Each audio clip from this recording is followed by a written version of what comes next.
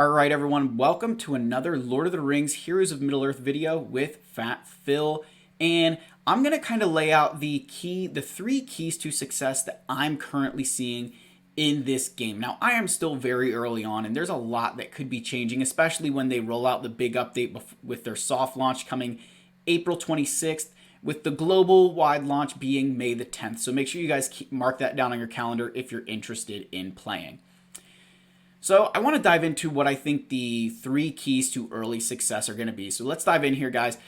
Again, if you are new to the channel, we are trying to hit 5,000 subscribers as a channel goal. The goal for this game, I don't know that we're going to set one yet. I've got to find the character who will have to do something. But for now, guys, you know, Ugluk, you're my boy. I just love the name Ugluk. I think it's great. And Ugluk, you're my boy. So let's dive in. The first key to success is going to be being in a guild. Right now there's no raids. So there's no raids right now. So this is the guild that I'm in, and what we're actually doing is our goal. We have a Discord server set up and everything. We are going to be connecting once the game launches globally to make sure that we all get in and have a full guild from the start. So we're really looking forward to that. But the reason you want to be in a guild is because you have your light campaign, your shadow campaign, but then you have guild campaign, which if you played Star Wars Galaxy of Heroes, this is basically your cantina.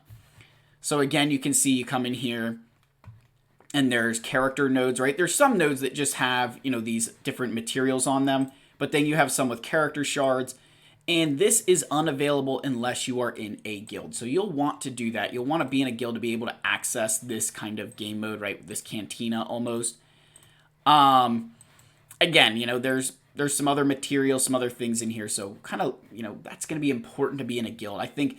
And again, who knows? Maybe they add, you know, maybe they add raids or something, right? Right now, there's nothing. There's no raid system. So the biggest thing is meeting that campaign. But this is another kind of energy that you're going to get for free, so you need to be able to be in a guild to take advantage of it. So 100% get into a guild. That's piece of advice number one. So the second key to success in this game is going to be they call them adventures, but it's really like these daily challenges. And you'll notice that the tags allowed. So for today, for Monday, Thursday, and Sundays, it's orcs and elves for this Dark Relics. And then for wondrous abilities, you need attacker and support. Then you've got humans and goblins. You have the treasure trove, which is going to be, we'll cover this, right? But you need light for that. You have lost artifacts, which is tanks and healers. And then battle experience, which is shadow.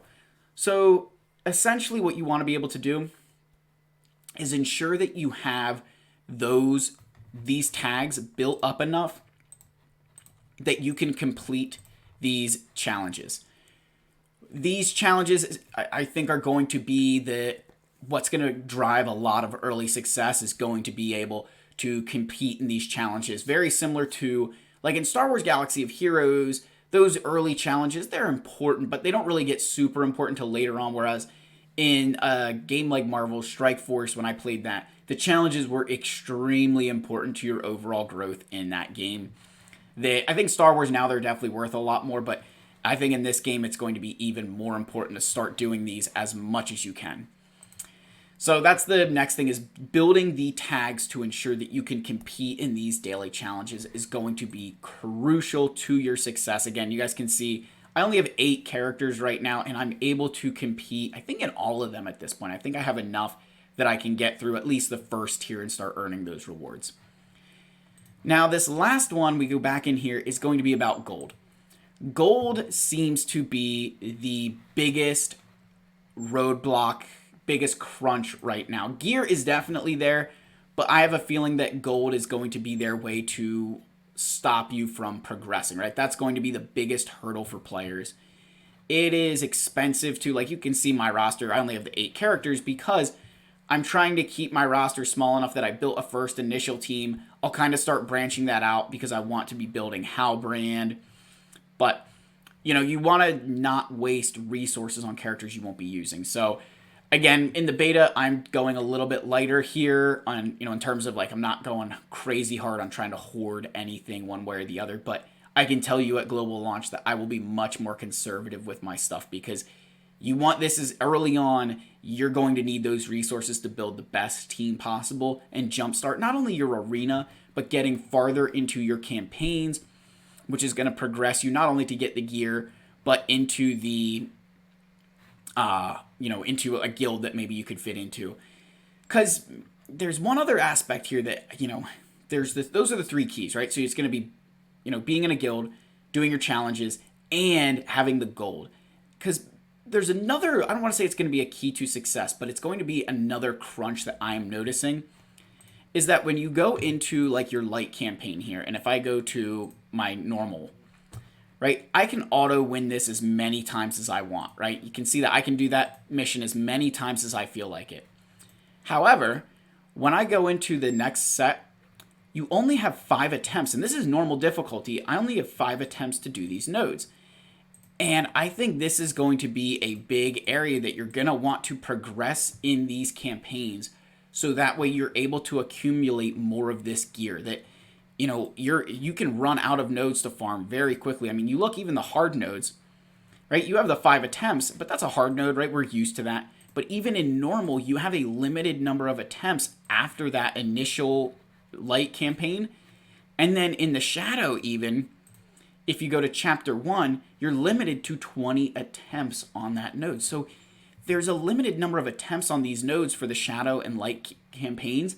At least, I don't know if that's going to translate from the beta. If it does, that's going to be a big deal. That you're going to want to hold on to that gear. That's going to be another, I don't know that it's quite key yet, because that's a lot of speculation of if that continues to be that way. But I'm going to tell you right now that I think it's going to be very important that you hang on to your gear as well, because if there's limited ways to farm it, it's going to become a lot more scarce. But that's my video, guys. Let me know what all your thoughts are down below. I know that the graphics in this game are not the greatest. I realize that, but understand that it is intentional. I actually think it has to do with the IP that they secured, that they probably didn't go to like Warner Brothers or New Line Cinema, whoever you need to be able to use the likeness of Viggo Mortensen, Orlando Bloom, Elijah Wood, Sean Astin, all those people, right? So again, that's just my thoughts, guys. I'm excited for this game. Hopefully you are too. As always, leave likes, leave comments, and I'll see you all in the next video. Cheers.